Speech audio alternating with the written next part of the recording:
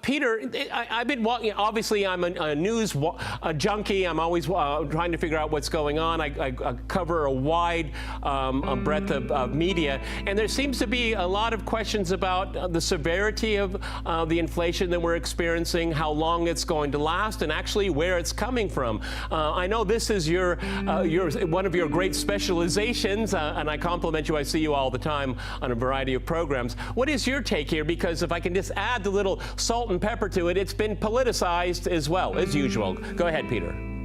Well, you laid it out correctly in the intro. Inflation is a tax, and the source is government, because that's who taxes us. The only way to reduce inflation would be to dramatically cut government spending, because government spending is being paid for through inflation. We're running record budget deficits. And so instead of taking our money and spending it, the government is taking our purchasing power by printing new money and spending that. So the increase in prices that we're all experiencing is the tax that we are paying to finance government. In addition, the Federal Reserve is trying to prop up the stock market, prop up the real estate market, and prop up the U.S. government. It can only do that by keeping interest rates artificially low. But in order to do that, the Fed has to keep printing money to buy bonds. So as long as the Fed is artificially suppressing interest rates, it is going to have to create inflation to do it. And because we have so much debt, the Fed is now forced to keep interest rates at zero. So unfortunately, average Americans, the middle class, and the working poor are going to suffer the most severe bout of inflation in U.S. history, far greater than anything experienced during the decade of the 1970s. Well, you know, let me go to Pete here in Great Barrington. I mean, one of the explanations I've been told, and it's basically coming from the Fed, this is all temporary, it's bent up demand, it's gonna, you know, it'll smooth out as we, but that's not happening here, okay? And I mentioned the working class, middle class people in my introduction intentionally, because I was small, I was young, but I do remember the 1970s, and that was a very, very dreary time. Are we seeing a repeat of that? Go ahead, Pete. Yeah, I remember stagflation too as a kid in the 70s. So I agree with everything that Peter just said, Peter Schiff, but I do want to add the following. You know, we did have a massive increase in the money supply in 2020, just over 25% in a space of a few months, which is definitely a cause for concern. But a lot of people are looking at the year-over-year CPI numbers, and it's not enough to look at the headline number. You have to look at what makes up the index.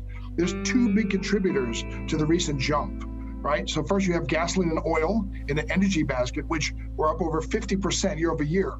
But you have to remember that about a year ago this time, we had a situation where Russia and Saudi Arabia unleashed a flood of oil into the markets when demand was plummeting because of lockdowns. So you've had this surge in oil prices, but it's come from where at one point we had West Texas International or Intermediate rather, at negative $32 and negative $34 a barrel. The second thing is we've had a huge spike in used cars and auto insurance, 30% and 17% increases respectively, which has to do with shortages and people getting back on the road. So there are signs of inflation. It's worrisome, but in terms of the CPI number, while I'm not an inflation dove, that's not very alarming. What we see in financial markets, that's more alarming. Okay, well, let's go to our guest in Moscow here. Sophia, I'm very concerned. I mean, if you look at it globally, where is most of this inflation coming from? Because we have a lot of Western governments have pumped huge amounts of money, which I find really, in some cases, it was absolutely necessary. I don't have a problem with that. But I mean, there's so much money that has been allocated to be pumped into the economy. Is it really necessary right now? Because from what I understand, a lot of these glowing, GDP numbers and all that, they're saying, oh, they're all great. But is that counting inflation? Is inflation pumping up those numbers? They're not really real numbers here. Can you make an assessment on a global scale when it comes to inflation? Because we just mentioned oil, used cars, Saudi Arabia, Russia. Globally, where is the biggest tripping point, if I could put it that way? Go ahead. Well, I would say that we're not talking about like any scenarios like stagflation, first of all, just because the spike of inflation is exactly the product of the recovery of demand. And it's like, probably most unusual is that it's a very symmetric across the globe. And the reaction to the crisis was very symmetric across the globe. So it was quite different from previous two crises, just because not only advanced economies offered excessive stimulus, not only from a fiscal side, but also from a monetary side. But first time in 2 decades, emerging markets also offered quite an easing of the monetary policy. So that's actually makes it a global phenomenon. But I would disappoint you, but as a former, or probably being a former central banker, I'm on that side who believe that inflation is a temporary effect for now. Okay, well, that's interesting because you can tell that's the perspective I keep getting here. Let me go back to Peter here. Is the Fed being responsible here? Because, I mean, it's just not over the last 14 months or so that we've seen increased huge injections here. We've seen a lot of really easy money for a long time now, and then it got supercharged. Go ahead, Peter. Well, remember, the Federal Reserve is never responsible. So why should they change now? But remember, one of the other things the Fed is never is honest, right? The Fed is all about spin.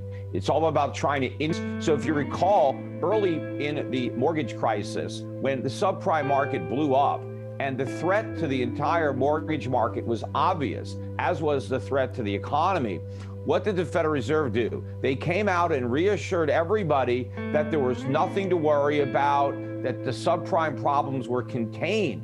Why did they do that? Because they were hoping that by denying that the problem existed, maybe they could somehow will it out of existence and somehow get people to change their behavior in the face of what should have been an obvious crisis, and they were hoping to avert it. And I think they're doing the same thing now. The Fed has absolutely no ability to fight inflation. So why even acknowledge that it's a threat when you can't do anything about it? So the only thing the Fed can do is deny, lie to the markets, tell everybody that it's all temporary, and that explains their failure to act. But their real failure to act is because it's impossible. Because the only way to fight inflation is to turn off the monetary spigots, to raise interest rates of Card's economy that they've erected. We have a worse financial crisis than 2008. The government would be forced to slash spending dramatically. They may even have to default on the national debt. Who knows what would happen if the Fed actually fought inflation? So because they can't, they're just denying the problem. But there is absolutely no evidence to suggest what we're really experiencing is the beginning of a long overdue, huge increase in the cost of living, not only the result of the inflation that the Fed has created since the pandemic, but of all the inflation that we created before the pandemic that we've yet to deal with.